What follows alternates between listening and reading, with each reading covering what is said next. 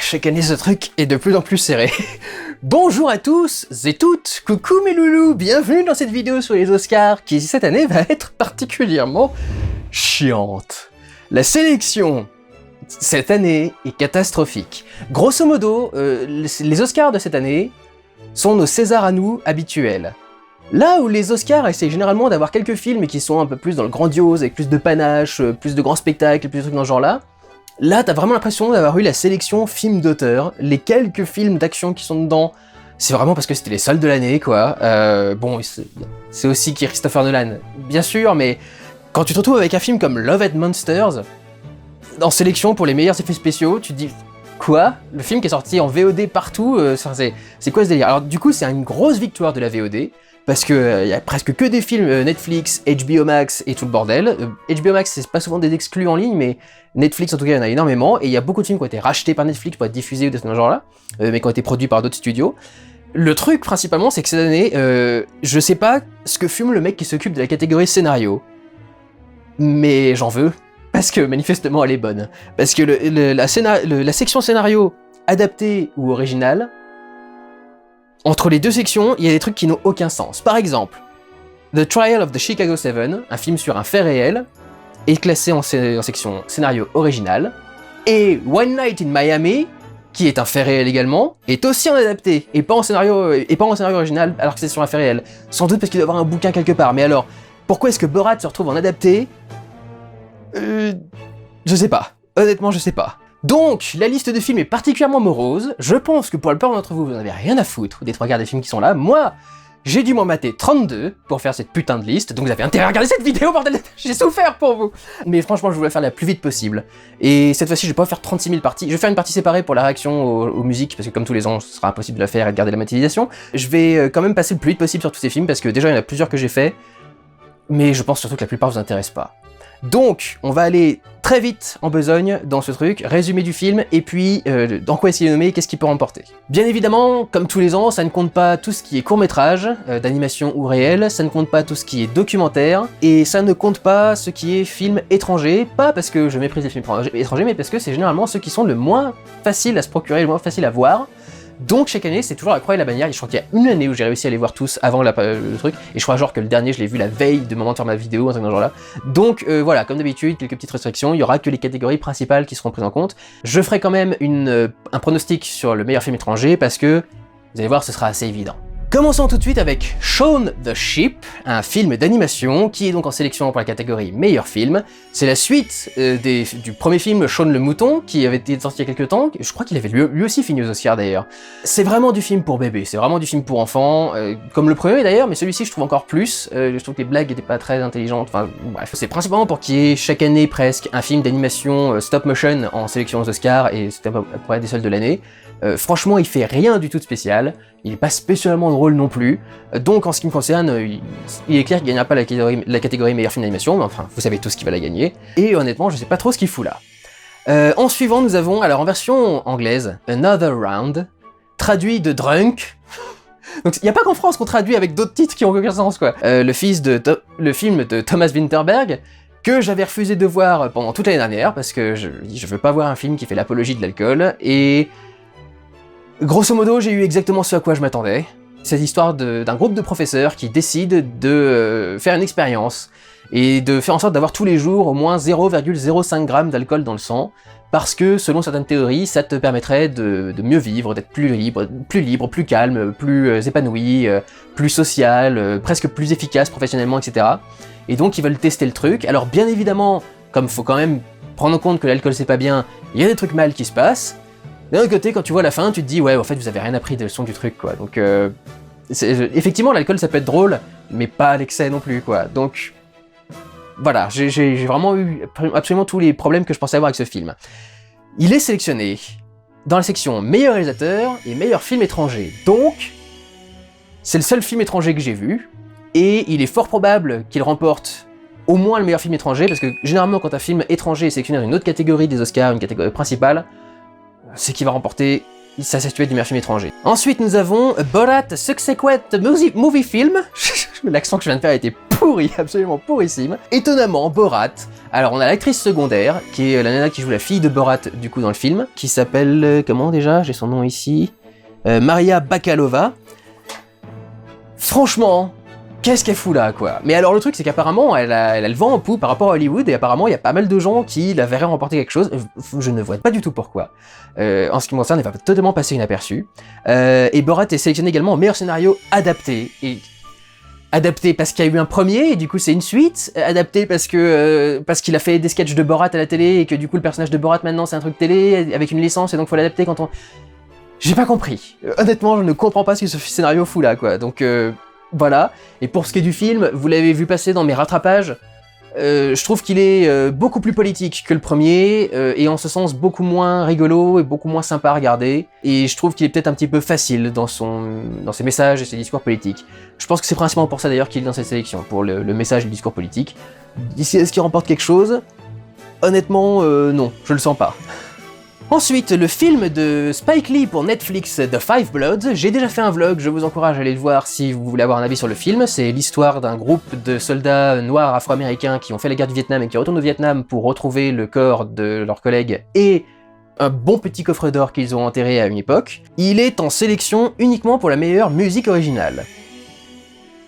Franchement, c'est pas le premier truc que j'aurais sorti du film, même si j'en ai noté quelques-uns, enfin j'ai noté quelques musiques, mais c'est pas vraiment le truc que j'aurais sorti du film, je l'aurais plutôt foutu en meilleure réalisation ou en meilleur réalisateur.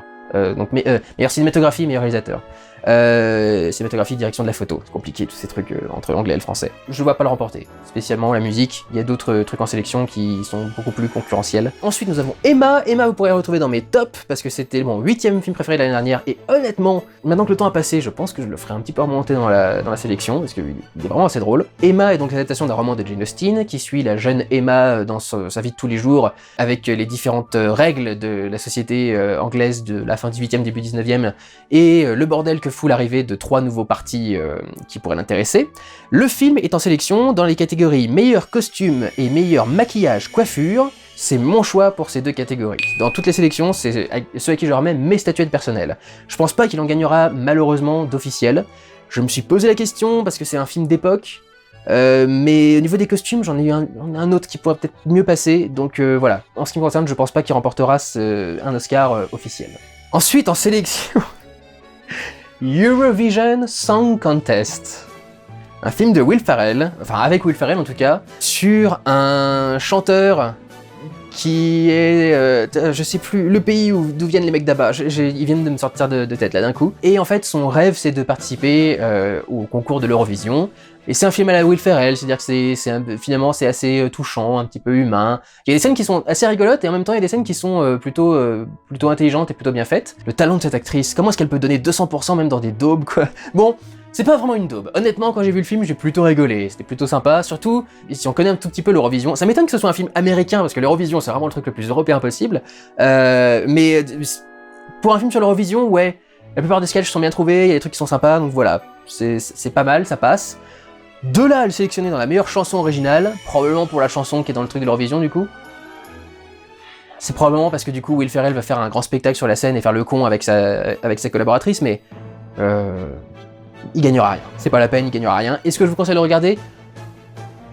Honnêtement, si vous voulez un tout petit peu vous marrer, peut y avoir des trucs. Si vous aimez bien le style de Will Ferrell, mais en même temps, si vous connaissez le style de Will Ferrell, vous savez à quel moment faut se tenir à distance, vous avez... Enfin, voilà. Donc, ça passe, mais c'est pas non plus oufissime, quoi. Ensuite, nous avons Greyhound, le film de guerre de la sélection, qui, comme la plupart des films de guerre, est donc en sélection pour l'Oscar du meilleur son, parce que généralement dans un film de guerre, il y a du coup tout un tas de bruits d'artillerie, il faut tout un tas de trucs pour spatialiser l'ambiance, etc. Puis avec les bombes, les explosions, etc., ça fait généralement des sons qui plaisent bien à l'Académie des Oscars. C'est un film sur un bateau qui s'appelle le Greyhound, je crois, dont le capitaine est joué par Tom Hanks, et il doit escorter des navires. Il y a toute une zone en fait où ils n'ont pas de protection aérienne entre les 2 endroits où ils vont, et du coup ils peuvent être victimes des sous-marins. C'est du coup un film qui est pas mal tendu. Le son effectivement est sympa, j'irais pas jusqu'à dire que ça mérite de se retrouver aux Oscars. C'est vraiment là que tu vois que ils ont gratté pour déterrer des trucs qui pouvaient nous foutre là, parce que ce film-là, il y a aucune raison. Tom Hanks à la limite, mais il y a aucune raison qu'il finisse aux Oscars, quoi, en principe, en dehors de ça. Honnêtement, c'est pas non plus sensationnel, mais tu ressens un petit peu le stress quand même de l'époque, et puis il y a quelque chose d'assez réaliste dans la façon de faire le truc. Tu vois très bien comment est-ce qu'ils donnent les ordres, et comment ils font les trucs. Bref, il y a des trucs qui sont pas mal, mais ils gagnent rien. À mon avis, ils gagnent rien. Le suivant, alors c'est un des films qui m'intéressait le moins, avec Nomadland, et ils ont tous les deux des thèmes assez proches. Hillbilly Elegy, réalisé par notre ami Ron Howard, qui nous a fait Solo Star Wars Story, est un film sur... en gros, Hillbilly, on pourrait traduire ça par les bouseux, les campagnards, les trucs dans ce genre-là. Et donc, c'est l'histoire d'un mec dont la famille est plutôt beauf et bouseuse, et qui, adulte, commence à essayer de rentrer dans sa vie adulte, il fait une école de commerce, etc. Ou de droit, je sais plus. À ce moment-là, sa mère retourne à l'hôpital parce qu'elle retombe dans des problèmes d'addiction à certaines drogues. Donc voilà, vous voyez un petit peu le truc, quoi. La misère humaine, mélangeant un saladier avec la campagne, tout le bordel, enfin bon bref. C'est pas extraordinaire, c'est même un petit peu chiant par moments. Pour le côté campagnard cutéreux, la caméra est quasi constamment dans le film en caméra épaule. Faudrait que je vérifie, peut-être que la caméra est sur trépied quand on est dans l'école du fils ou quand on est dans le monde du fils, qui lui essaye de sortir du coup de ce truc-là. Mais du coup, donc il y a ce travail de la caméra épaule pour faire un truc plus vrai, plus brut, plus terre à terre, plus réaliste. Mais c'est vraiment assez basique, quoi. C'est le pauvre qui arrive dans un restaurant de riche et du coup il sait pas quelle fourchette utiliser, dans quel sens et dans quel ordre, etc. Et puis quand il dit qu'il est pauvre, tous les riches qui étaient en train de parler bien à fond, quand il parle de leur pognon et de leur machin, et ben ils savent plus quoi dire parce qu'ils connaissent pas la vraie vie, vous comprenez, donc voilà.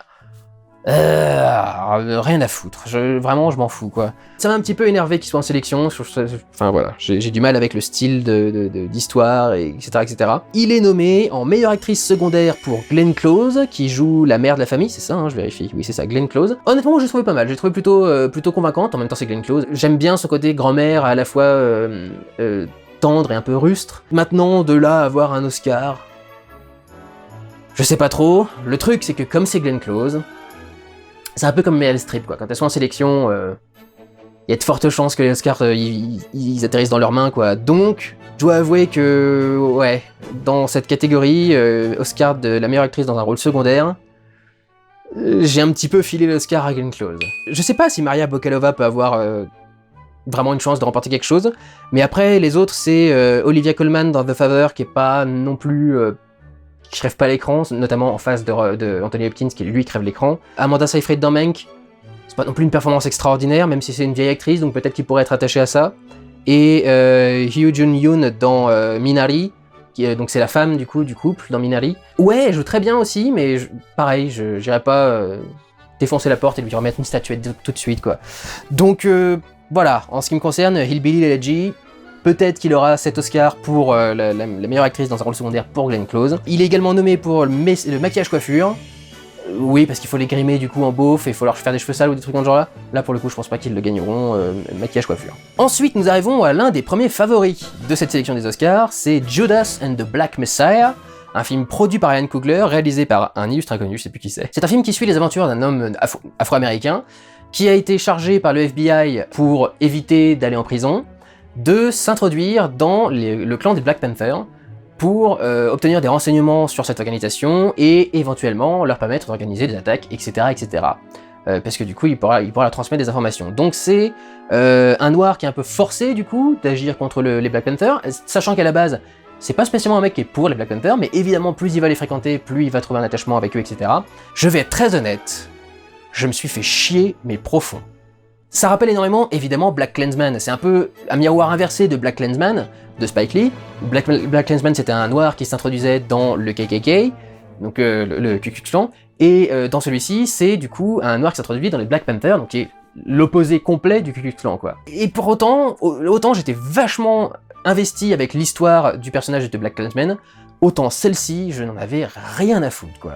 Les dilemmes moraux du personnage qui est forcé de s'intégrer au truc, ils sont mis tellement loin, parce qu'à côté, le film est en admiration devant son Black Messiah, donc qui est... alors c'est pas Malcolm X, c'est le mec qui a pris sa suite, je me rappelle plus son nom, qui fait des grands discours et qui essaie de parler à la foule, etc. Et tu vois plus ça, en fait, tu vois plus des scènes de grands discours et de mecs qui arrivent, etc.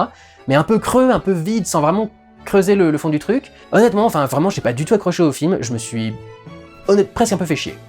Il y a des films où je me suis beaucoup plus fait chier que celui-là, donc je garde cet énervement maximum pour d'autres films, mais je me suis fait chier. Enfin, vraiment, je me suis fait chier, je trouve pas ça du tout intéressant.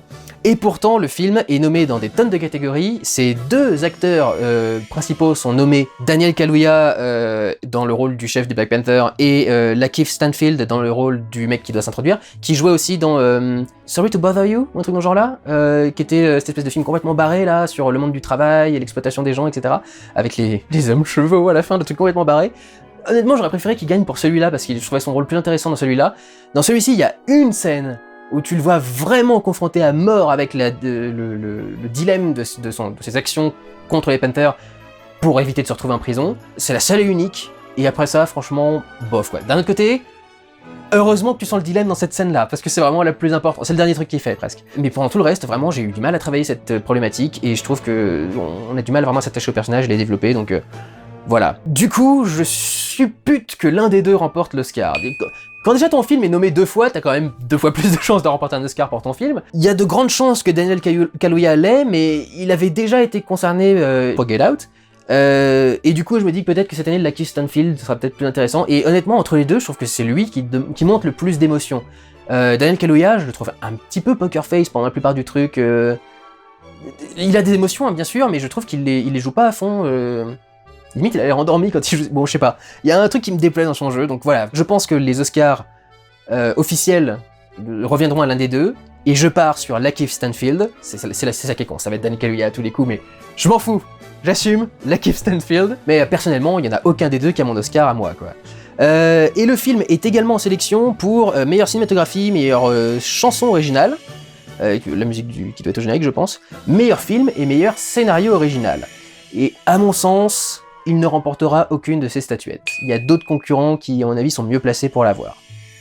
Le film suivant s'appelle Love and Monsters. Alors, Love and Monsters, ça fait des mois que je voulais vous en parler, et faire un vlog dessus, parce qu'il est sorti quasiment à la fin de l'année dernière, je crois, en VOD, et ça a fait un petit carton, quoi, local. Quand c'est sorti, le film a un petit peu fait parler de lui, et il y avait... Enfin voilà, ça avait l'air d'attirer un petit peu le monde. Et quand tu regardes la bande-annonce, c'est plutôt sympa. C'est l'histoire d'un mec qui est dans un monde qui a été ravagé par des monstres. Du coup, l'humanité n'existe quasiment plus, elle se réfugie dans des bunkers. Et en fait, dans son bunker, il finit par rentrer en contact avec la nana avec qui il sortait au moment où les monstres ont attaqué, et avec qui il a été séparé pendant 10 ans, un truc dans ce genre-là. Et bien que ce soit le mec le plus trouillard, chétif, et que littéralement il se freeze, il reste complètement bloqué quand il a peur et qu'il est face à un monstre, il va décider de sortir dans le monde extérieur, de se confronter aux monstres et au monde extérieur pour rejoindre la femme qu'il aime. Le film est plutôt rigolo, ça passe plutôt bien, honnêtement je le trouvais plutôt presque feel good. Niveau film divertissement ça passe plutôt pas mal, et les effets spéciaux sont ouf, enfin vraiment ils ont une qualité qui est plutôt pas mal. Et l'univers qui est développé est vachement intéressant, tout un univers avec une ville abandonnée et des petits droïdes. Il y a des contacts humains qui sont assez rigolos, avec des personnages qui sont un peu caricaturaux, mais du coup très clairement définis. Il a un chien avec lui qui est adorable et qui l'aide dans beaucoup de situations. Ça fait un peu penser en fait justement, il y a un film qui existe qui s'appelle Boy and His Dog, qui est un film post-apocalyptique sur un gamin avec son chien enfin un gamin plus ou moins adulte, un jeune adulte qui se promène dans un monde post-apocalyptique avec son chien pour seul compagnon, sauf que lui c'est la version Mad Max quoi, il y a qu'un gros désert etc, il y a eu une grosse explosion nucléaire et tout. C'est un peu la même version mais avec l'inverse, c'est à dire que là la nature a repris ses droits complètement, et du coup dès qu'on sort dehors on peut se faire attaquer par un crapaud de 3 mètres de haut, ou par je sais pas trop, il y a des escargots aussi. Les designs sont vachement créatifs, toutes ces créatures sont vachement créatives, il y en a qui sont intégrées vachement à leur environnement, il y a de la mousse et des pierres ou des cristaux qui leur poussent dessus et tout. L'univers est vachement bien développé, les personnages sont plutôt sympas, c'est assez rigolo. C'est un peu cousu de fil blanc niveau scénario, tu vois à peu près tout ce qui va arriver, mais c'est joué avec sincérité et bonne humeur, et du coup, je trouve que honnêtement, c'est un des films que je conseillerais le plus dans toute cette liste. Ce que je trouve dingue, c'est que clairement, il mérite pas d'être là. Clairement, il a rien à foutre là, quoi. C'est un film sorti en VOD qui a quasi pas fait parler de lui, qui a aucun star power particulier. Il y a Dylan O'Brien dedans, mais enfin, depuis les labyrinthes, il a jamais rien fait de spécial. Et ouais, non, enfin, il est nommé en sélection uniquement pour les meilleurs effets spéciaux, et ben moi je lui donne ma statuette. Ma statuette perso, elle va à Love and Monsters pour ses effets spéciaux. Et en ce qui concerne le film lui-même, c'est probablement le film que je vous conseillerais le plus à regarder, c'est le plus divertissant, sympathique, ouvert à tous. Et ouais, il y a un petit côté un peu feel good, donc voilà, honnêtement, moi je vous le conseille. Alors celui-là, j'avais aucune envie de le voir. Je trouvais déjà le titre, le film s'appelle Ma Rainey's Black Bottom, qui veut dire le cul noir de Mama Rainey. Donc Ma Rainey, c'est une chanteuse de blues. Donc manifestement, elle a beaucoup fait pour définir ce genre. Alors, personnellement, j'avais jamais entendu aucune des musiques qu'ils ont performées dans le film, donc possible, hein, mais moi ça me dit rien. Vous voyez que j'ai une culture musicale particulièrement développée, donc c'est normal que ça me dise rien. Ça sentait le film un peu artsy chiant, avec un titre pareil. Et c'est exactement ça, c'est-à-dire que c'est un film qui résume une session d'enregistrement de Ma Rainey pour un de ses albums qui a particulièrement bien marché, mais qui était genre le dernier album qu'elle a sorti, puis après les studios ont complètement arrêté sa carrière en disant qu'elle était plus dans le coup, et que, etc., et en la remplaçant par des orchestres qui faisaient exactement la même musique, mais uniquement avec des blancs. Donc vous voyez bien quel est le message du film aussi. C'est un huis clos, je pense, adapté d'une pièce de théâtre, et ça se sent, c'est une diarrhée verbale. Et je n'ai pas pu suivre un seul dialogue de ce film, donc je n'ai rien suivi de l'histoire. Je ne comprends rien à ce qui se passe. Et c'est probablement le film que je déteste le plus de toute cette sélection. Même si à Drunk, c'était d'un chiant, c'était horrible. Parce que les personnages se parlent énormément, mais surtout pour rien dire. Alors sans doute qu'ils doivent faire des commentaires sur comment est-ce que les Afro-Américains sont traités, etc. Mais ils se parlent tellement les uns au-dessus des autres sans vraiment rebondir, enfin... Si, en rebondissant sur ce qu'ils disent, mais pas vraiment en même temps, enfin je sais pas. Je trouve que tu sens vachement le côté théâtral des dialogues, le côté théâtral de ces échanges, et j'y crois pas une seule seconde, mais pas une seule seconde. J'ai détesté mon moment devant ce film. Donc voilà, et pourtant, le film est en sélection en meilleur acteur dans un rôle principal, meilleure actrice dans un rôle principal, meilleur costume, meilleur maquillage et coiffure, sans doute parce qu'on est dans un film d'époque, les années 50-60, et meilleur production design, donc meilleur décor. J'estime qu'il a une chance de gagner un des Oscars, c'est l'Oscar pour le meilleur acteur dans un rôle principal, ce qui est totalement faux, il a un rôle secondaire, pour lequel a été nommé Chadwick Boseman, à titre posthume. Donc Chadwick Boseman, c'est notre regretté Black Panther. C'est un peu comme Heath Ledger nommé pour le Joker, quoi. C'est à peu près sûr que c'est lui qui va l'avoir, parce qu'il est nommé à titre posthume, et on va forcément le récompenser, pas vraiment spécialement pour ce film, mais pour l'ensemble de sa carrière, et pour le symbole qu'il est devenu avec Black Panther. Donc cet Oscar-là, c'est réglé. Pour le coup, il n'y a quasi aucun doute là-dessus. Si Chadwick Boseman n'a pas l'Oscar, ça va être un scandale. La communauté afro-américaine va péter un câble. Je pense que Chadwick Boseman recevra cet Oscar. Pour le reste, je pense qu'il ne recevra aucun autre Oscar de la part de l'Académie, et il n'a aucun de mes Oscars personnels. Film suivant, Mank, de David Fincher. Je vous invite à regarder le vlog parce qu'il sera beaucoup plus complet que ce que je vais dire ici. C'est un film donc qui se base sur la vie de Mankiewicz, qu'on suppose avoir écrit beaucoup plus que Orson Welles le scénario de Citizen Kane. Et c'est un film qui parle de tout sauf de ça, qui est chiant comme la mort, mais comme c'est un film qui parle d'Hollywood, ils ont joui sur ce truc comme vous imaginez même pas. C'est d'un sale, il y a des taches partout sur ce film. Il est nommé dans 10 catégories différentes. Meilleur acteur, meilleure actrice dans un rôle secondaire, meilleure cinématographie, meilleur costume, film d'époque, meilleure réalisation, tu m'étonnes quand t'es nommé dans tout le reste, meilleur maquillage coiffure, meilleure musique originale, meilleur film, meilleur production design, donc décor, et meilleur son. Et pas meilleur script. Fincher a essayé de nous apitoyer avec « Mais c'est mon papa qui a écrit le texte avant de mourir, il y pensait tellement, etc. » Mais c'était de la merde ce scénario. C'était de la grosse daube. Bon Dieu, j'ai rarement vu un scénario aussi mal écrit, et ça me fait marrer qu'il soit nommé pour tout. Donc on a adoré voir Hollywood, on a adoré voir des acteurs, on a adoré sa direction d'image. Par contre le script c'est de la merde. Génial. Parfait, le bon petit revers. Celui-ci, pour le coup, je pense qu'il va remporter pas mal de statuettes, justement parce qu'il a le statut de favori, et par rapport à beaucoup de films avec lesquels il est en compétition, je pense que c'est plutôt lui qui mériterait d'avoir les statuettes. En ce qui me concerne, c'est là que je mettrais ma statuette personnelle de la meilleure actrice dans un rôle secondaire pour Amanda Seyfried. Elle a vraiment une gueule d'actrice rétro. Et elle colle parfaitement dans ce rôle, et elle l'interprète parfaitement, et du coup, en ce qui me concerne, ouais, c'est plutôt elle que je remettrais ma statuette perso. Je remettrais également une statuette personnelle pour le son et l'image.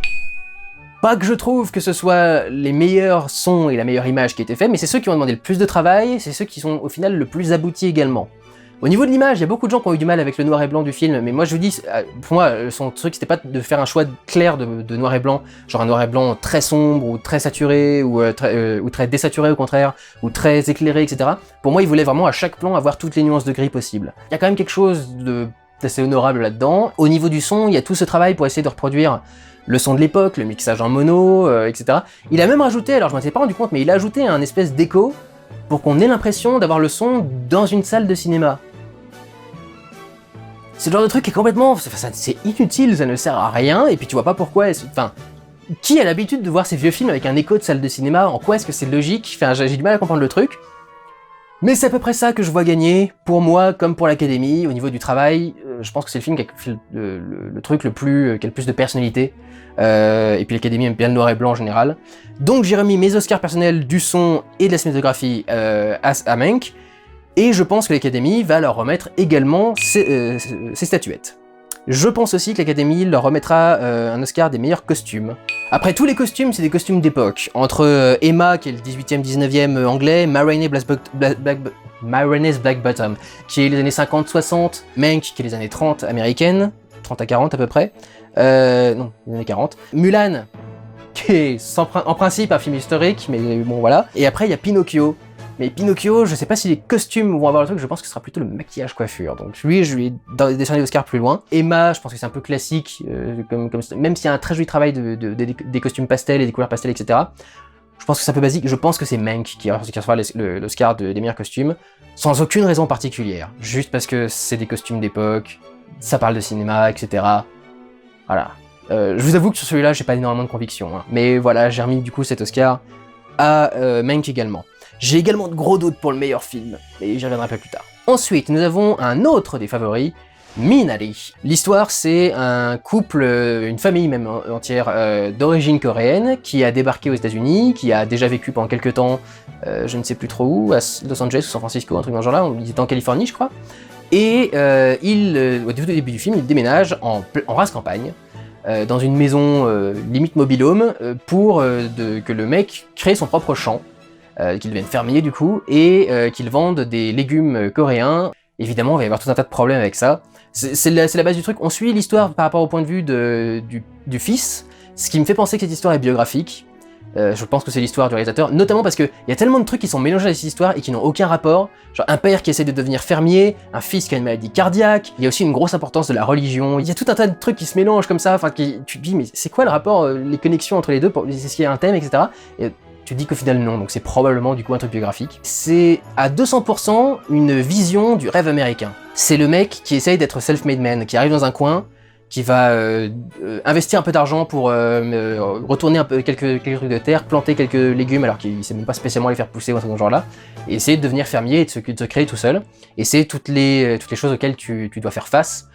Il y a un cliché que je ne connaissais pas, un nouveau cliché qui vient d'être créé avec ce film, le gentil redneck. Le gentil redneck barré religieusement aussi, mais le gentil redneck c'était un truc que je connaissais pas trop encore. Donc voilà, c'est un petit truc un petit peu neuf à ce niveau-là. Je pense ouais que ce gros focus sur les États-Unis a pas mal plu à l'Académie.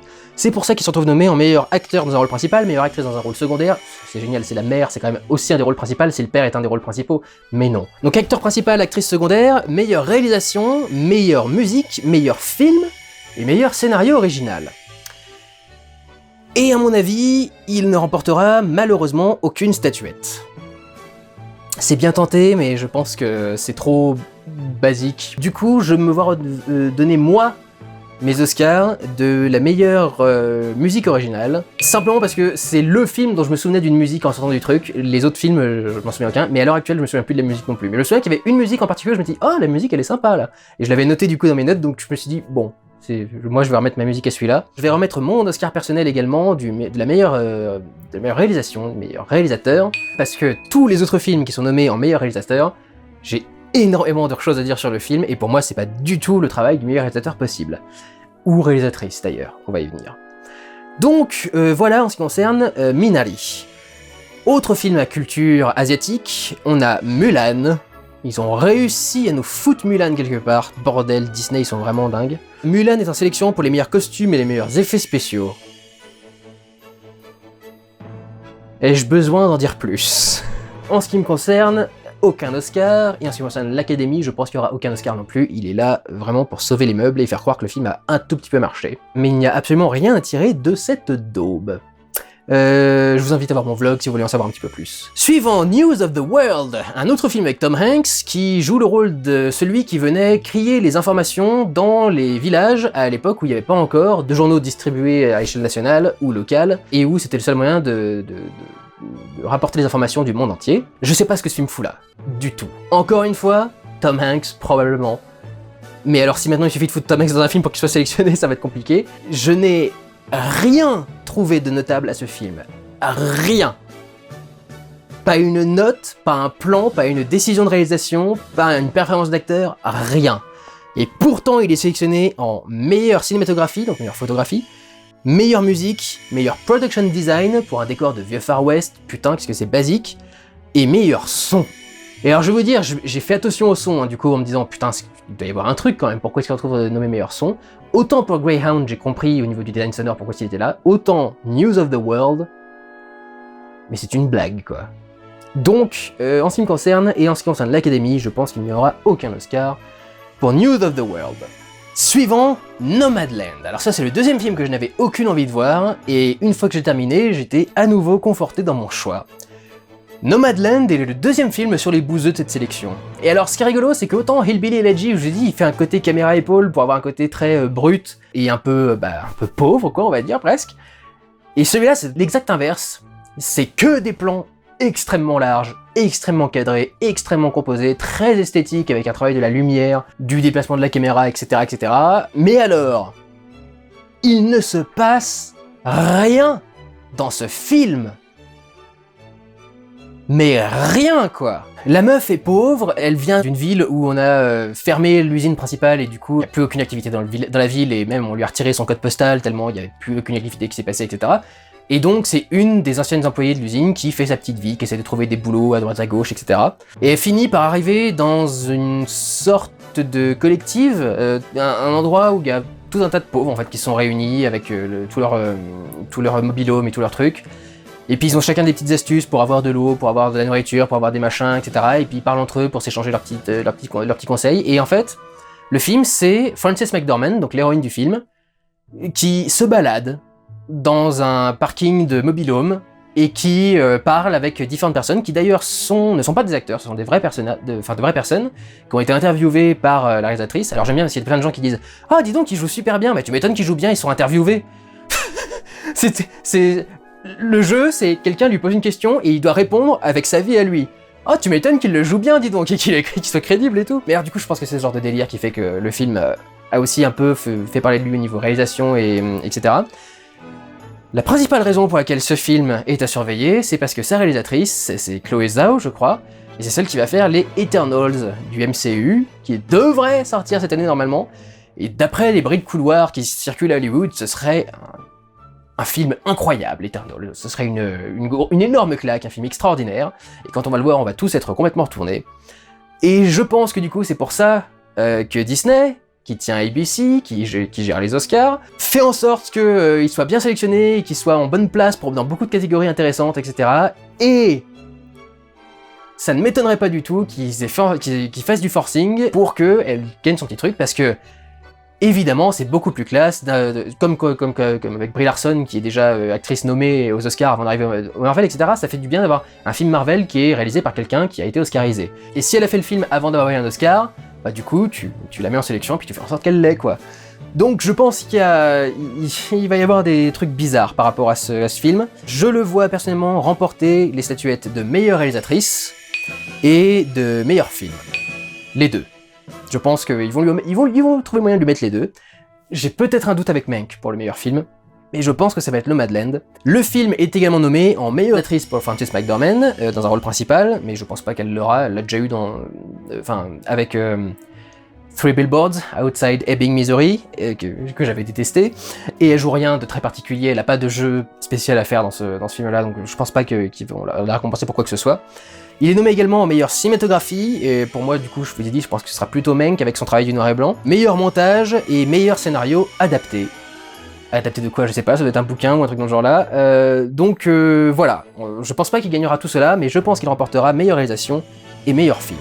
Ensuite, nous avons One Night in Miami. One Night in Miami raconte l'histoire d'une soirée à Miami, pendant laquelle se sont retrouvés dans la même chambre Malcolm X, le chanteur Sam Cooke, le boxeur Cassius Clay, donc qui deviendra Mohamed Ali plus tard, et je ne sais plus comment s'appelle le mec, c'est Jeff quelque chose je crois, un joueur de football américain qui était particulièrement connu à l'époque. Et en fait, ces trois grandes personnalités afro-américaines se retrouvent pour discuter de leur afro-américanité, de ce qu'ils devraient le faire, de leur combat, de comment est-ce qu'ils devraient vivre, qui échangent sur leur vision du monde, etc. etc. C'est principalement Malcolm X qui essaye de les influencer dans sa direction à lui, mais il y a quand même quelques échanges et quelques confrontations de points de vue qui sont assez intéressantes. Le film est plutôt pas mal, je ne pense pas, cela dit, remporter une quelconque statuette, mais contrairement à beaucoup des autres films qui sont en sélection, au moins je ne me suis pas fait chier devant ce film. Tous les personnages étaient intéressants, tous les personnages jouaient super bien. Il y en a d'ailleurs un qui est nommé, je crois que c'est celui qui joue Sam Cooke. Et le huis clos est pas trop mal géré également, parce que c'est un truc particulier à gérer. Ils sont enfermés dans une chambre d'hôtel pendant très longtemps. C'est pas un film de Netflix ou de VOD en général, parce que le huis clos, ça fait très film de VOD en ce moment. C'était beaucoup plus intéressant que d'autres films sur la culture afro-américaine, par exemple, qu'on a eu ici, et les autres films en sélection en général. Y compris ceux qui parlent des pouilles blancs et des trucs dans ce genre-là, quoi. Mais à mon avis, je pense qu'il ne recevra aucune statuette, malgré qu'il soit sélectionné en meilleur acteur pour un rôle secondaire, meilleure chanson et meilleur scénario adapté. Ensuite, nous avons le film d'animation Onward, En Avant. Il y a un vlog qui existe dessus, donc vous pouvez aller le voir pour avoir des renseignements dessus. C'est l'histoire de deux frères dans un monde de fantasy qui ont perdu leur père. Il y a un sort qui permettrait de revoir leur père, mais malheureusement, le cristal qui permettrait de réaliser le sort s'est cassé. Et ils ont 24 heures pour en trouver un autre et finir le sort, sinon ce sera la fin de l'invocation de leur père, et même s'il n'a pas été invoqué complètement, et ben il disparaîtra complètement, et puis ils pourront plus jamais le revoir de leur vie. Que j'ai pas trouvé spécialement cool, il est sélectionné uniquement pour la catégorie film d'animation, histoire de remplir pour qu'on n'ait pas l'impression que ça a été directement donné à Disney, et je le vois pas gagner quoi que ce soit, ni dans les Oscars officiels, ni avec le mien. Ensuite nous avons Over the Moon. C'est pas extraordinaire, c'est toute une histoire qui est autour donc des légendes asiatiques. Ça tourne autour d'un gâteau, je sais pas comment on les traduit en français, mais ça s'appelle des mooncakes, qui sont des gâteaux, des pâtisseries artisanales et traditionnelles. Et c'est une gamine qui pense à une légende dans laquelle il y a une nana qui doit récupérer un gâteau, un mooncake, mais comme la déesse a pas son mooncake, et ben elle est pas contente, et il se passe je sais plus trop quoi, elle essaie de retrouver son amant. J'ai eu du mal à rentrer dedans, honnêtement. Probablement, principalement à cause des passages de comédie musicale que j'ai trouvé détestables. Les textes sont pourris, quoi. Vraiment, vraiment pourris. Ça n'a rien à foutre en sélection, ça n'a rien à foutre là. Je sais pas ce que ça fout là. Vraiment, je sais pas ce que ça fout là. Si ce n'est remplir un peu de place, peut-être faire plaisir à la Chine. Peu importe, passons à la suite. Pieces of a Woman. Ma grosse surprise, Pieces of a Woman démarre avec un jeune couple joué par Shia LaBeouf et Vanessa Kirby, qui vont avoir leur premier bébé dans quelques jours. On suit l'accouchement, et en fait, l'accouchement se passe mal. Alors je vous préviens, c'est non seulement la scène d'accouchement la plus réaliste que j'ai vue de ma vie, au niveau du comportement de la femme par exemple, l'attitude, le côté à moitié déconnecté de la réalité à cause de la douleur et des hormones et tout le bordel, enfin, elle le joue incroyablement bien. Il y a aussi le côté, vous savez, ils sont tous les deux en caleçon, pris sur le vif à cause de la naissance, etc. Il y a un truc qui passe super bien, je trouve, dans cette scène de naissance. Mais donc ça se passe mal, le bébé s'étouffe et décède quelques minutes seulement après être né. Et la suite du film, c'est à la fois le deuil de cette femme, qui essaye donc de retrouver goût à la vie, de voir comment est-ce que son couple avec son copain se gère, qui a des interactions particulières avec sa famille aussi. Elle a une attitude particulière par rapport au bébé, parce que au début, par exemple, elle signe les papiers pour que son corps soit donné à la science, plutôt que de l'enterrer, et c'est quelque chose d'assez dur quand même. C'est une décision que tu t'attends pas à voir, surtout dans un film comme ça, parce que c'est une décision que beaucoup de gens peuvent mal prendre, surtout il y a beaucoup de gens qui ont un rapport à la vie et au bébé en général, tous les pro-life en général aux États-Unis, qui ont sans doute un rapport particulier au bébé, et c'est vrai qu'il y a quelque chose quand même de super dur et de super difficile, et en fait, c'est vraiment ce que j'ai aimé dans le film est incroyablement fort. Pour moi, c'est le Manchester by the Sea de cette année. Si Manchester by the Sea était un bon film, et ne faisait pas tous les trucs les plus basiques et cons, etc., etc., et si je pouvais croire au jeu des acteurs et tout bordel. Donc pour moi, voilà, Pieces of a Woman, c'est Better Manchester by the Sea.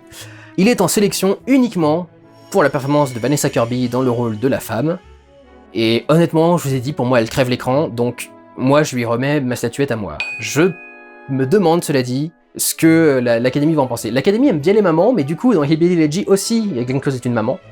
Donc, ça pourrait se partager entre eux, et entre Vanessa Kirby et Glenn Close, je vois plus Glenn Close l'emporter, quoi. Je vous dis, c'est bizarre, mais les rôles de maman ont souvent un beau succès aux Oscars. Donc voilà, moi je lui remets ma statuette, mais je pense pas que l'Académie lui en remettra. Mais je vous conseille absolument de regarder le film si vous êtes pas trop dépressif, hein, parce qu'il faut pas trop rajouter ça sur une dépression, mais sinon je vous conseille de regarder le film et je l'ai trouvé très très bien. Ensuite nous avons Pinocchio. Et Pinocchio, c'est très rigolo qu'il soit là parce que c'est un film 100% italien.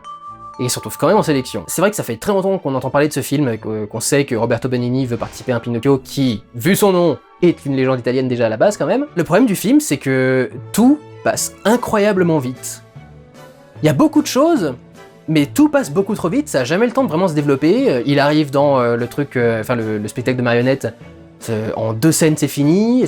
Pour vous donner une très bonne idée d'à quel point ça va vite, Pinocchio commence à nager dans l'océan, sur un plan, deuxième plan, il est immédiatement avalé par la baleine.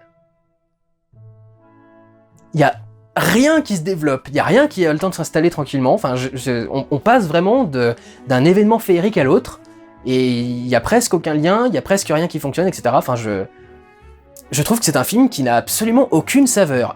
La fin, quand Pinocchio devient un vrai petit garçon, vous allez pas dire que je vais spoiler, le truc existe depuis 200 ans, ou plus que ça, quand Pinocchio devient un petit garçon, c'est hors champ. L'élément central du film est hors champ. Alors, on peut dire que ça peut être un effet de style, justement, on veut rester très sobre pour la transformation de Pinocchio en humain. À mon avis, ça sent surtout le manque de pépettes. Parce que, bon, déjà, une bonne partie du film est tournée en décor extérieur, etc. Donc, tu sens qu'il y avait sans doute un petit problème de budget et qu'il y a certains trucs qui ont coûté trop cher à faire par rapport au reste. Et surtout, ouais, je trouve qu'on rentre vraiment pas dans l'histoire. Ce qui est drôle surtout, c'est que tu vois à quel point cette histoire a vieilli, quoi. C'est tellement évident que c'est un film pour pousser les enfants à se comporter comme les parents ont envie, quoi. C'est ferme ta gueule, va bosser, sois le meilleur à l'école, surtout ne fais pas confiance aux étrangers, etc. Enfin, c'est vraiment toutes les éducations de base pour un gamin, quoi. C'est rigolo à quel point tu te rends compte une fois que t'es adulte, alors que quand t'étais gamin, tu te rends pas du tout compte, quoi. Tu te dis, bah, c'est surnaturel, c'est fantastique, c'est machin chose, tu penses que c'est juste une péripétie, quoi. Mais en fait, non, ça a tout un sens, ça t'apprend à faire attention aux gens et tout le bordel. Le film est sélectionné donc en meilleur costume, je l'avais déjà dit, et en meilleur maquillage coiffure. Et je pense que c'est les maquillages coiffures qui vont remporter la statuette parce qu'il y a des très belles prothèses dans le film. Honnêtement, je suis incapable de dire si Pinocchio est une prothèse ou des effets spéciaux numériques. Mais ça rend incroyablement bien. Et il y a énormément de personnages qui sont des hybrides en fait entre des humains et des animaux, ou en tout cas des animaux à qui on a donné une apparence particulièrement réaliste. Il y a un effort de maquillage et de coiffure qui est assez dingue dans ce film, et donc, pour moi, c'est lui qui va remporter la statuette du maquillage coiffure. Moi, personnellement, je lui donne pas d'Oscar. En ce qui me concerne, j'ai trouvé le film chiant et pas spécialement intéressant, etc. Mais je pense qu'il aura cette statuette par rapport à ce qu'il a en compétition. Et nous arrivons maintenant à un film particulier. Promising Young Woman. Depuis que la bande-annonce de ce film est sortie, je l'attendais au tournant comme le Messie, je pensais que ça allait être ma plus grosse claque de l'année. Et beaucoup de gens l'ont vu et l'ont considéré comme une grosse claque. Mais alors moi, si c'est une claque, c'est pas au sens positif que vous entendez. J'ai pas compris pourquoi ce scénario passe ce temps à se saborder lui-même. C'est un film qui passe son temps à te faire croire que t'es dans tel type de film, qu'il va se passer tel type d'événement, et te faire un retournement de situation en fait au dernier moment. C'est toujours sur des situations où ce serait intéressant justement d'aller jusqu'au bout. Et c'est jamais là qu'ils y vont. Par contre, ils vont à fond dans toutes les idées les plus clichés et basiques du film. Il y a une meuf qui arrive pas à faire confiance au mec. Elle arrive enfin à faire confiance à un mec dans l'histoire. Devinez ce qu'on va révéler sur le mec. Devinez comment va se passer la relation, quoi. C'est con parce que le film promet tellement de trucs originaux, neufs, audacieux, pertinents, des choses qui pourraient vraiment te faire réfléchir à des gros problèmes, et en même temps il va jamais jusqu'au bout, en bonne partie pour sauvegarder son personnage principal et ne pas en faire une anti-héroïne. Et donc personnellement j'ai été très déçu par Promising Young Woman. À chaque nouvelle scène, j'étais en train de me dire « Ah, ça a l'air intéressant, ah bah non. Ah, ça a l'air intéressant, ah bah non. Ah ». Et il a fait la même chose 2 fois de suite dans le climax de fin. Et autant la première fois, je l'ai trouvée vachement audacieuse, vachement cool, et je me suis dit « Ah, là c'est pas mal ». Et je vous l'ai dit, à chaque fois que c'est original, ils oublient. Et ils te remettent un truc ultra cliché derrière. Et quand il y a cette dernière fin, ce dernier retournement qui est arrivé, j'ai fait putain, c'est pas possible quoi. Vous aviez la possibilité au moins pour la fin de faire un truc qui était vraiment marquant et vraiment inoubliable. Et vous avez fait comme tout le reste du film, vous avez zappé le truc pour faire le truc mou, plat et tranquille. Une déception absolue que ce Promising Young Woman. C'est un film qui se vend comme un Tarantino et qui au final est un film de studio basique quoi, j'ai envie de te dire. Parce que tout ce qui serait un petit peu trop borderline, ils l'ont gentiment atténué, et puis ils sont revenus vers les trucs plus gentils, etc. Déçu à chaque plan. Enfin vraiment, c'était une énorme déception ce film. Le film est sélectionné en meilleure actrice dans un rôle principal pour Carey Mulligan, pour le rôle principal du film. Il est nommé pour la meilleure réalisation, le meilleur montage, meilleur film et meilleur scénario original. Et à mon sens, il ne remportera rien de la part de l'Académie. Mais pour mes statuettes personnelles, dans la liste et avec tous les films qui sont à côté, même si il désamorce à chaque fois toutes les idées que je trouve vraiment cool, c'est au final le script qui a le plus d'idées un peu originales, un peu intéressantes et qui se distingue par rapport à la sélection des meilleurs scénarios originaux. Donc perso, j'ai remis ma statuette à Promising Young Woman, mais c'est un peu par dépit, plus que par conviction. C'est même beaucoup par dépit, plus que par conviction. Ensuite, nous avons Soul. Je vous invite à aller voir dans les rattrapages, mais j'en ai pas parlé longtemps. Vous savez tous de quoi parle le film, donc ce prof de jazz qui meurt, arrive au paradis et qui voudrait retourner sur Terre parce qu'il arrive au paradis juste au moment où il avait enfin obtenu le job de jazz qu'il avait toujours eu envie d'avoir, etc. Et il va s'associer avec une âme qui n'est pas encore été attribuée à un corps, qui n'est pas encore arrivé sur Terre, et ensemble ils vont essayer à la fois de trouver une solution pour lui et de trouver une solution pour cette âme qui n'arrive pas à se motiver à aller sur Terre. Le film est en sélection pour le meilleur film d'animation et la meilleure musique. Et le meilleur son également. Alors ça pour le coup j'ai pas compris. Autant meilleure musique je comprends, c'est un film sur le jazz et la musique, donc ça vaut mieux quand même qu'il soit sélectionné. Mais enfin, meilleur son. En plus c'est un film d'animation, donc tous les sons ont été enregistrés en studio, en virtuel. Enfin, encore heureux que les sons collent bien et soient bien pensés. Enfin, je sais pas. Donc, je pense que l'Académie va leur remettre les Oscars pour le meilleur film. Ce sera le Disney de cette année, meilleur film d'animation. Et pour la meilleure musique originale, je pense que ces deux Oscars vont être remis à Soul. Par contre, pour le son, je vous ai dit, à mon avis, c'est plutôt Mank. Ensuite, et alors justement, on va pas mal parler de son aussi avec celui-ci, Sound of Metal. Beaucoup de gens m'en ont parlé, parce que l'un des principaux attraits de ce film, c'est que Riz Ahmed est torse nu pendant presque tout le film, et comme j'ai beaucoup flashé sur lui dans Rogue One, tout le monde m'a dit « Eh, tu devrais regarder Sound of Metal, Riz Ahmed est à moitié à poil pendant tout le film. » Oui, mais le film est plutôt chiant. Alors, chiant, pas nul. Disons que je vois pas ce qu'il fait dans cette sélection en fait. Pour moi c'est un des témoins du manque de films à cause du Covid. Il y a aucune raison pour que ce film se trouve là. Je pense qu'ils l'ont mis en sélection au niveau du son parce que tout le principe de Sound of Metal c'est que le personnage principal qui est joué donc par Riz Ahmed, qui est un batteur dans un groupe de rock, perd l'audition. Et le film le retranscrit tout au long du film. C'est-à-dire qu'on va avoir exactement dans presque toutes les scènes, le même son que ce qu'entend le personnage principal. Donc quand il commence à avoir des acouphènes et à siffler, on va les entendre. Quand le son commence à s'étouffer, on va les entendre. Et ce qui est super cool, c'est que ils ont modifié le son pour te montrer ce qu'entend un sourd au final, quoi. Quelles sont les fréquences qu'arrive à entendre un sourd. Appareillé. C'est la première fois que j'entends comment on peut rendre... Je crois que je l'ai vu dans un autre film, ça dit. Mais c'est une des premières fois où j'ai vu comment ce qu'entendent des sourds qui sont appareillés, justement. Et tu comprends d'un coup pourquoi est-ce qu'ils entendent aussi mal, parce que... Grosso modo, c'est une mauvaise radio, quoi. Enfin, c'est catastrophique. Les médecins le préviennent qu'il aura jamais son audition d'avant et qu'il pourra pas faire la même chose qu'avant. Mais il est tellement obsédé par l'idée de retrouver le son, tellement obsédé par l'idée de pouvoir continuer à jouer, que, évidemment, il vit de sa musique, hein, c'est un musicien, que du coup, il est vraiment obsédé par ça, et malheureusement, sa quête va être un petit peu compliquée, quoi. Pour moi, le film a mis beaucoup trop de temps à passer. Honnêtement, le film m'a pas marqué. Et même Riz Ahmed à moitié à poil, ça m'a pas spécialement marqué non plus, et même avec tous les gros plans séquences et tout le truc dans ce genre-là. En ce qui me concerne, Sound of Metal, y a aucune statuette que je lui remettrais. Et j'ai même noté qu'il n'en recevrait aucune tout court, d'ailleurs. Il est nommé dans les catégories meilleur acteur dans le rôle principal, meilleur acteur dans un rôle secondaire, je sais même pas qui est le mec, donc je sais pas comment est-ce qu'il se retrouve dans... Il s'appelle Paul Raci. Je ne sais pas qui c'est dans le film. Aucune idée de qui est ce personnage dans le film. Enfin, de qui il joue dans le film. Donc, voilà quoi.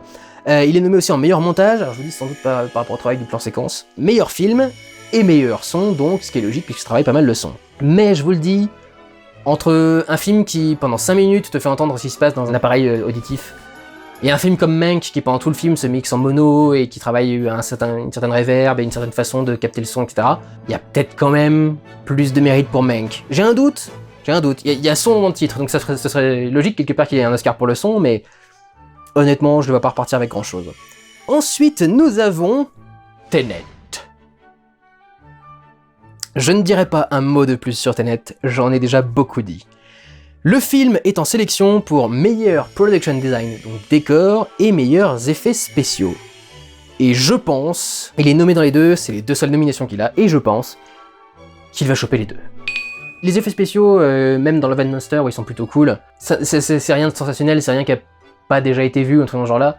C'est vrai que des images comme celle de Tenet, où t'as ce bâtiment qui se reconstruit, qui se redétruit, mais à un endroit différent et tout, dans le même plan, il y a tout un tas de trucs qui sont pas mal, il y a beaucoup de décors et d'environnements qui sont assez grandioses, notamment tout le champ de bataille à la fin, même dans le bateau, là il y a tout ce truc avec ces grandes roues qui permettent d'inverser tous les soldats qui sortent à l'extérieur et tout le bordel. Oui, a priori, au niveau décor et effets spéciaux, par rapport à tous ceux qui sont, avec lesquels ils sont posés, je pense que c'est lui qui va l'avoir, quoi. Ensuite, une belle surprise celui-ci, cela dit c'est avec Anthony Hopkins, donc je m'attendais aussi à l'aimer, The Father, qui est d'ailleurs une adaptation d'un roman et réalisé par un mec qui est français d'ailleurs, il me semble.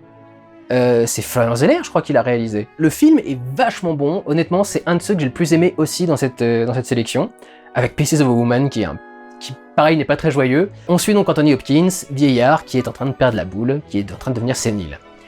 L'astuce très originale et vachement intéressante de ce film, c'est que on suit tout du point de vue d'Anthony Hopkins, du point de vue du vieillard sénile. Et du coup, on voit le monde tel que lui le voit. C'est-à-dire qu'on le voit vivre une scène, et puis d'un seul coup, la scène continue, et la personne avec qui il parlait n'est plus là, ou même a changé de visage, ou a été remplacée, etc. Simplement, soit parce que il y a eu un saut dans le temps, et que entre les... Pour lui, la conversation vient d'avoir lieu, mais en fait, elle a eu lieu il y a des semaines, et c'est juste que son cerveau a stoppé la connexion et a repris la conversation quelques semaines plus tard. Donc, il y a quelque chose qui est vachement intéressant, vachement étrange dans ce truc-là. Il y a aussi le fait que, il commence à oublier des personnes qui sont importantes pour lui. Et du coup, des fois, il voit des personnages, mais qui n'ont pas leur visage normal, parce que justement, il les reconnaît pas. C'est tout un tas de petites subtilités comme ça qui te permettent vraiment de te rendre compte de ce qu'est la vieillesse. C'était déprimant au possible de voir ce truc, et Anthony Hopkins a une force dans ce film. Il y a notamment beaucoup de scènes très touchantes où il est en train de pleurer parce qu'il est dépassé par ce qui lui arrive, attaqué, mal à l'aise, etc. Et enfin vraiment, il est d'une force et d'une profondeur qui est ouf. Je vais faire une petite pause parce que mon volant de chaud a décidé de démarrer.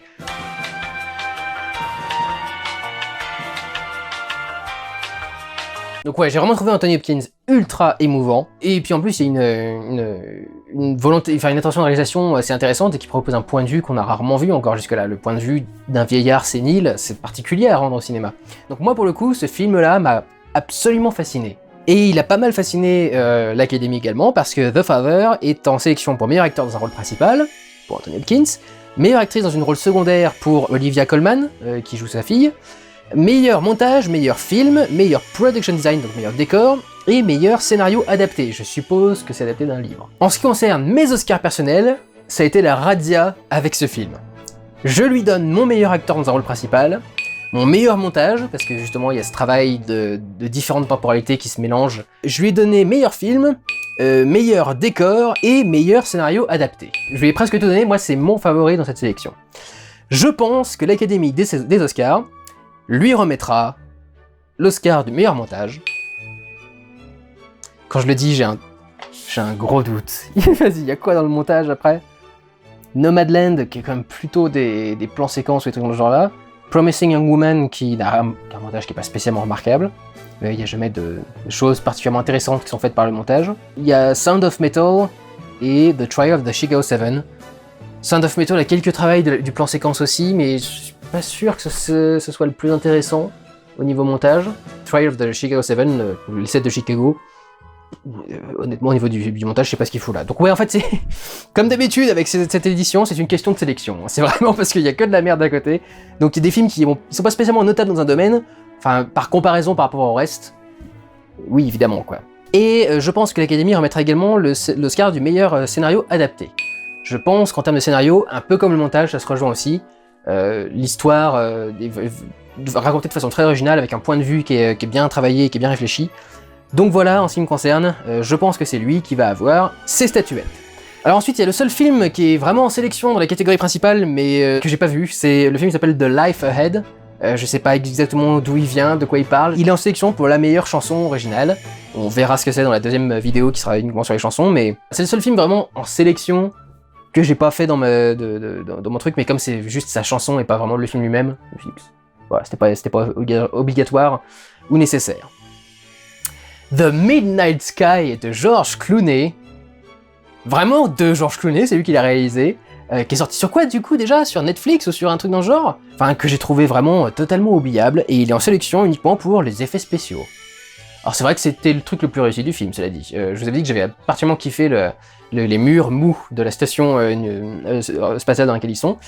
Après, est-ce que ça mérite du coup d'être nommé aux Oscars? Honnêtement, je sais pas ce que ça fout là. Si vous voulez plus de détails, je l'ai fait dans mes rattrapages. Ensuite, nous avons The One and Only Ivan, qui suit un gorille, il me semble un gorille, qui s'appelle Ivan, dans un cirque, installé dans un centre commercial. Je sais pas s'il y a des cirques installés dans des centres commerciaux aux États-Unis, c'est possible.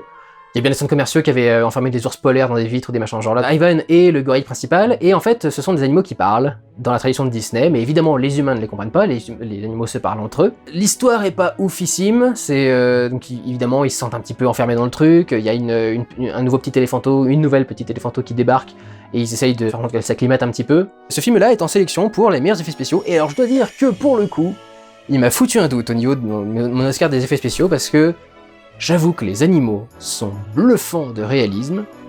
L'animation, à certains tout petits moments, tu sens que c'est un tout petit peu trop fluide, un petit peu trop fait à la keyframe, et que c'est un petit peu trop ordinateur, mais alors, au niveau du rendu, c'est absolument dingue.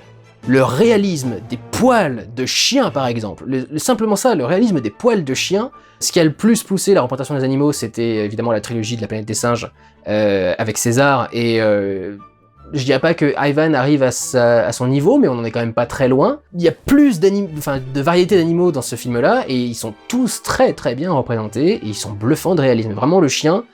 Vraiment, je dis, il y a 2-3 actions où c'est même pas que c'est trop animé, trop keyframe, c'est que tu sens qu'un chien pourrait pas vraiment réagir comme ça naturellement.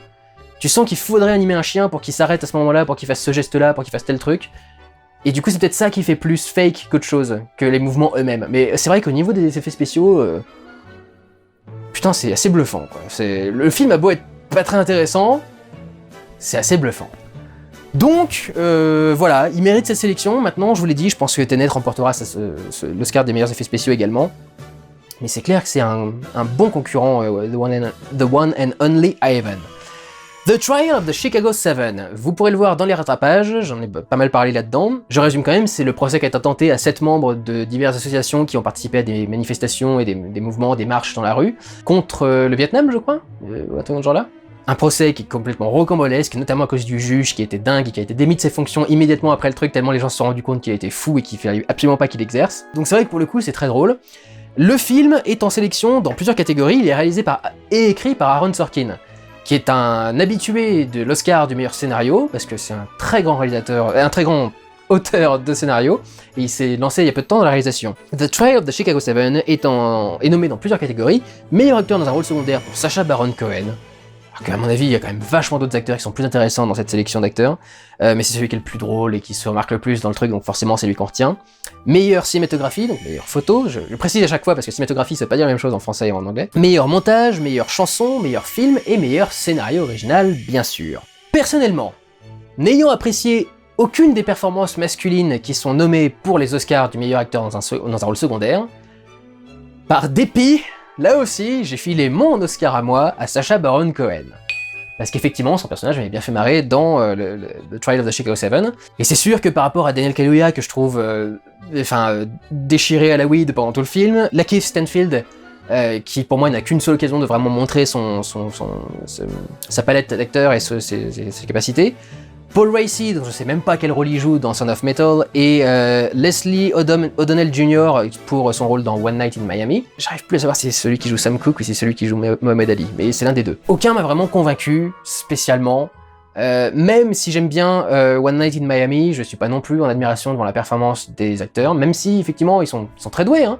C'est pas non plus un truc qui me... Mais j'ai envie de vous dire, aucun des acteurs dans cette sélection ne me semble mériter vraiment une statuette pour le meilleur acteur dans un rôle secondaire. Enfin, vraiment, quoi. Déjà, je comprends pas pourquoi Daniel Kaluuya et Lakeith Stanfield sont là-dedans, ce sont les rôles principaux du film. Pourquoi est-ce qu'ils sont en rôle secondaire? Il doit y avoir un règlement à la con, genre tu peux pas mettre 2 acteurs de ton film en rôle principal, mais en secondaire, oui. Donc du coup, ils ont viré un en rôle principal et ils l'ont mis en catégorie second acteur, enfin acteur dans un rôle secondaire. Je comprends pas comment c'est foutu. Mais alors vraiment, aucune de ces performances, pour moi, ne mérite vraiment d'attention et n'est vraiment marquante, quoi. Je vais mettre Sacha Baron Cohen. Je pense que l'Académie lui remettra l'Oscar du meilleur scénario original. Je vérifie. Bien qu'il soit adapté de faits réels et qu'il y ait sans doute eu un bouquin dessus, etc. Mais c'est un scénario original. La catégorie scénario cette année, elle n'a aucun sens. Il nous reste plus que 3 films. Nous avons The United States vs Billie Holiday. Pour le coup, celui-ci, je m'attendais pas du tout à l'apprécier autant que je l'ai apprécié. C'est un film sur Billie Holiday et notamment toutes les emmerdes qu'elle a reçues par rapport à sa chanson Strange Fruit. J'ai une anecdote notamment là-dessus. Strange Fruit, c'est une chanson qui a été composée donc par Billie Holiday, qui évoque les lynchages d'anciens esclaves noirs dans le Vieux Sud, et notamment ces fameux arbres aux branches desquels on pendait beaucoup d'anciens esclaves, ce qui faisait des visions, enfin des images particulièrement malsaines et qui montrent bien la saloperie humaine, parce qu'en gros c'était comme si c'était des arbres dont les fruits étaient dépendus. D'où la chanson Strange Fruits. Donc pendant toute la chanson, elle arrête pas de parler de fruits étranges qui se balancent au vent, dans le sang et tout le bordel. C'est ça, c'est le sens du truc. Et mon anecdote, c'est que j'avais un prof d'anglais qui nous l'avait appris en seconde ou première. Je sais plus à quelle année je l'avais eu. En seconde ou première, il y a un parent d'élève qui est venu pour se plaindre en disant quand même la chanson elle est vachement violente, faudrait pas apprendre ça à nos enfants. Et mon prof a eu la réaction qui était parfaite, c'est-à-dire de dire écoutez, je suis désolé si vous êtes un peu trop fragile, mais la chanson elle est quand même vachement importante et elle fait partie de l'histoire et c'est un sujet important à enseigner en cours, même si ça fout un peu mal à l'aise. Donc voilà, moi je continue à vous faire la chanson.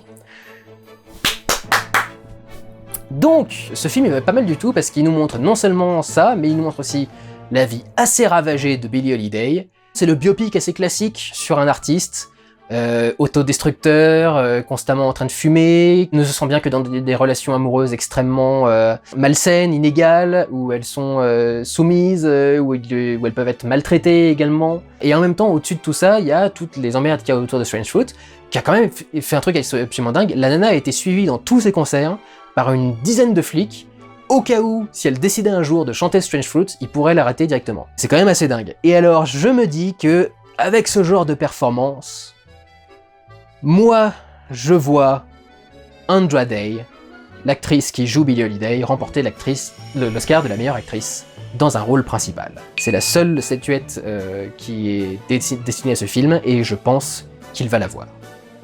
Et honnêtement, c'est plutôt pas mal, je vous encourage à regarder. Ensuite, le Slumdog Millionnaire de l'année, comme le Lion, qui était aussi un genre de Slumdog Millionnaire. Ce récit habituel du pauvre qui grimpe l'échelle sociale, soit avec des choses plutôt féeriques et positives, soit avec des choses plutôt négatives. Là, pour le coup, c'est plutôt la version négative. C'est l'histoire d'un jeune mec qui essaye de se faire une vie, d'avoir de l'argent, de devenir quelqu'un d'important, etc. Et il essaye de le faire en bonne partie avec tous les trucs les plus illégaux et du coup en se mettant dans des situations qui sont particulièrement tendues. Il y a une opposition entre les différentes classes et castes qui est particulièrement importante. Il devient du coup le serviteur d'un fils de mafieux, mais du coup extrêmement riche, et qui vient d'une caste particulière, et du coup tu vois comment est-ce qu'ils se traitent les uns les autres, comment est-ce qu'ils considèrent ceux qui viennent d'une autre caste, etc. Enfin c'est très... Pour le coup, je trouvais que c'était vachement coup de poing, que c'était vachement sympa. Après, c'est peut-être un petit peu spécial, je trouve que la façon de raconter le récit est un peu space. À la fin, tu comprends pas pourquoi est-ce que ça se terminerait comme ça, pourquoi est-ce que la personne à qui il a écrit ne dénoncerait ça pas immédiatement, enfin...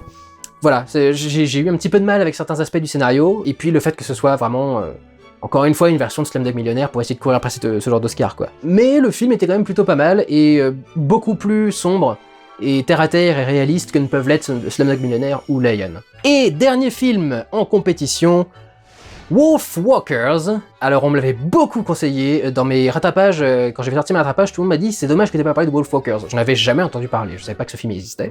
On suit un petit village et différents habitants qui sont terrorisés par une bande de loups et qui veulent essayer de les pourchasser. Et l'héroïne principale, qui est la fille d'un chasseur de loups, se rend compte, alors je sais pas si elle en a toujours fait partie ou si c'est spécialement par rapport à la morsure qu'elle a reçue, mais elle se rend compte qu'elle fait partie de ce qu'on appelle les Wolfwalkers, qui sont des personnes qui ont un corps humain en temps normal et quand elles dorment, voient leur esprit s'incarner dans le corps d'un loup, et donc être un loup dans la forêt. Mais du coup, ils font partie des loups qui sont pourchassés par les humains qui veulent éradiquer tous les loups. L'animation est particulièrement intéressante parce que ça reprend beaucoup un côté médiéval, il n'y a pas de perspective presque. Enfin, il y a des perspectives, on sait qu'il y a plusieurs plans, mais la représentation n'est pas en perspective. Par exemple, la ville va toujours être représentée en plan zénital, comme un carré, pour bien montrer comment est-ce qu'elle est découpée, et elle n'a pas de profondeur, il n'y a pas de point de fuite, il n'y a pas de machin, toutes les lignes sont très droites. Donc il y a un côté très médiéval dans le style d'illustration, qui colle aussi du coup à l'époque dans laquelle ça se déroule. Il y a aussi un message qui est probablement assez intéressant sur le rapport aux minorités, parce que les loups sont plus ou moins considérés comme les minorités, et l'héroïne est lesbienne. Elle sort avec une louve. Enfin oui, avec une nana louve qui devient louve. Donc pour le coup ça, j'ai trouvé que c'était plutôt intéressant d'avoir... Je crois que c'est le premier conte pour enfants à présenter un personnage LGBT.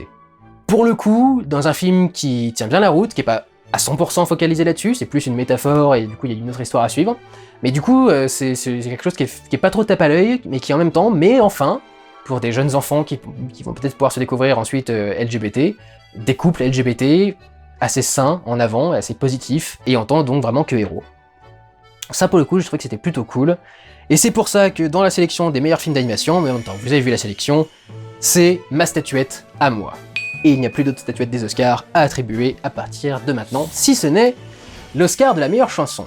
Donc, voici le résumé de mes Oscars, et des Oscars que je pense voient être attribués par l'Académie. On se retrouvera la semaine prochaine, bien entendu, après la cérémonie, pour avoir, du coup, les résultats, où est-ce que je me suis planté, où est-ce que j'ai eu raison. Honnêtement, je sais pas du tout quelle note je vais avoir cette année, je sais même pas si je peux dépasser le 1 ou le 2 sur 20, quoi, ou un truc dans le genre là, donc on va voir, ça va être très drôle encore une fois, je suis content, enfin... C'est dommage, je partais super content que l'Oscar du son ait enfin été réuni en un seul Oscar. Le problème c'est que tu vois une sélection ensuite et tu fais... Pourquoi ils sont sélectionnés l'Oscar du meilleur son? Enfin oui, je vois pour le film de guerre, vite fait Mank, et puis le reste... Ouais, il y a un film avec un sourd aussi. Moi qui étais super content, il me disait « Ah, enfin, ça va être plus facile de choisir les films au niveau du son », surtout avec cette sélection, je fais « Chouette ». Donc voilà, merci d'avoir suivi cette partie pronostic, prédiction. On se retrouvera la semaine prochaine pour le résultat, et puis pour les plus décidés d'entre vous, on va se retrouver dans une vidéo bonus, qui ne sera pas monétisée du coup, parce que je vais mettre les musiques du coup qui sont en compétition, et donc on va faire l'Oscar de la meilleure chanson originale dans une deuxième vidéo. Merci à vous de m'avoir suivi, si vous en restez là, prenez soin de vous, regardez ou allez voir des films. Ciao!